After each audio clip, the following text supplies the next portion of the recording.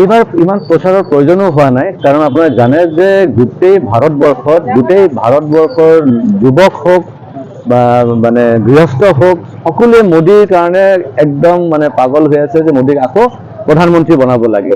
সেইকাৰণে ইমান এগ্ৰেছিভ প্ৰচাৰ প্ৰয়োজন পৰা নাই। আৰু দ্বিতীয়টো হৈছে আমাৰ মুখ্যমন্ত্ৰী ডক্টৰ হিমন্ত বিশ্ব শৰ্মা ডাঙৰীয়া, তেওঁৰ যিটো চেৰিছমেটিক কেৰেক্টাৰ, তেওঁ অকলে যিটো প্ৰচাৰ কৰিছে, সেইটো প্ৰচাৰ কৰিব পৰা নাই। তেওঁলোকৰ কেণ্ডিডেট আমি এতিয়ালৈকে দেখা পোৱা নাই।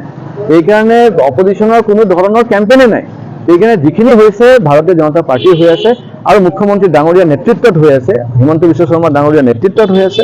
আৰু আমাৰ মানে ধাৰণা যে আমি 14টাত হয়তো 14টাও জিকি যাব পাৰোঁ, এনেকুৱা এটা পৰিস্থিতি আজি অসমত আমি দেখা পাই আছোঁ। আৰু এইটোতো আমাৰ কৰ্তব্য, ইজ এ ডিউটি। আৰু এইবাৰ মোৰ পৰিয়ালৰ লগত, মোৰ ৱাইফৰ লগত মোৰ ল'ৰাও আহিছে প্ৰথমবাৰৰ বাবে ভোট দিবলৈ।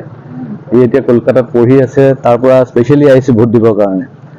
আৰু যিটো দেখিছোঁ যে ভাল, পৰিৱেশো ভাল। আৰু বিশেষকৈ আমাৰ এই চিষ্টাৰ নিবেদিতা স্কুলত লংকাত, মানে it is a very peaceful area. ইয়াতে কোনো ধৰণৰ আনটোৱাৰ্ড ইনচিডেণ্টছ কেতিয়াও হোৱা নাই, আগতেও আৰু নহয়ও। সেইকাৰণে মানুহ একদম খোলা মনেৰে আহি পেলাই ভোট দি আছে, ভাল লাগিছে।